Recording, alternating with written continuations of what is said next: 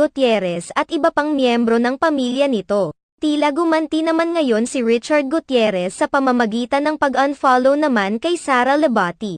Nitong January 9, 2024, napansin ng mga netizens na hindi na naka-follow si Sara Lebati kay Richard Gutierrez, subalit naka-follow pa rin sa kanya ang aktor. Subalit, makalipas ang ilang mga oras ay napansin na rin ng mga netizens na naka-unfollow na ito kay Sara Lebati. Kasunod nito, kapansin-pansin rin na magkasunod na nag-unfollow kay Sara Lebati ang mga kapatid ni Richard Gutierrez na naunang pinag-unfollow ng actress. Kabilang na sina Annabel Rama, Raymond Gutierrez at Rufa Gutierrez. Samantala, ang ginawang pag-unfollow nila sa social media ay lalo lamang umanong nagpapatibay sa mga haka-hak ang matagal nang naghiwalay sina Sara Lebati at Richard Gutierrez. Hindi pa naman naglalabas ng official statement